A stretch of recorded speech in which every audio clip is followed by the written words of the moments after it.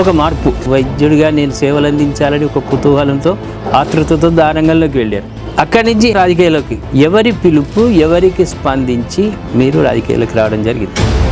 CPM party అనుబంధ సంస్థ ఎస్ఎఫ్ఐలో వారు చేస్తున్న విద్యార్థుల తరపున పోరాటం నాకు బాగా నచ్చింది. మీకు ఎలాంటి ప్రశ్నలు కేసీఆర్ గారు సంధించారు?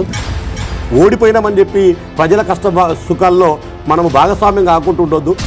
నువ్వు బీఆర్ఎస్ పార్టీలో ఉన్నావు కాబట్టి ఇప్పుడు కాంగ్రెస్ను దొరకబెట్టావు. అప్పుడు దళిత బంధు అంతే కదా, బీఆర్ఎస్ గవర్నమెంట్ లో ఉన్నప్పుడు గ్రామాలలో దళిత బంధు ఇస్తే పెద్ద గొడవలకు కారణమై ఈయన బీఆర్ఎస్ కార్యకర్తనే అని ఆ పైసలు కూడా వెనకపోయిన దాఖలాలు లేవా?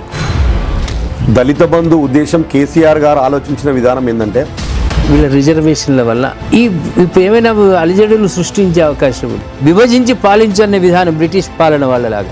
మందకృష్ణ మాదిగ గారి నాయకత్వంలో పోరాటం జరుగుతూ ఉన్నది, ఏ పార్టీకి సంబంధం లేకుండా. ఇక్కడ హుజూరాబాద్ లో ఈటల రాజేందర్ని ఓడించాలని, ఇది ఎంతవరకు నిజం? ఎన్నికల కోసం కేసీఆర్ గారు పథకాలు తీసుకురారు. గజ్వేల్ అంటే కేసీఆర్, కేసీఆర్ అంటే గజ్వేల్. కానీ ఏ ఎండకు ఆ గొడుగు పట్టేవాడికి ఎప్పుడు కూడా రాజకీయాల్లో స్థిరత్వం ఉండదు, ప్రజలు నమ్మరు. హరీష్ రావు గారు ఇలా మొత్తం తెలంగాణ కాదు భారతదేశంలో బ్రాండ్ ఇమేజ్ ఉన్నటువంటి వ్యక్తి. గజ్వేల్ నియోజకవర్గ బీఆర్ఎస్ పార్టీ నాయకులు నూనె కుమార్ యాదవ్ తో వై క్వశ్చన్ టు ఆన్సర్ ప్రత్యేక కార్యక్రమం మీ వై న్యూస్ లో.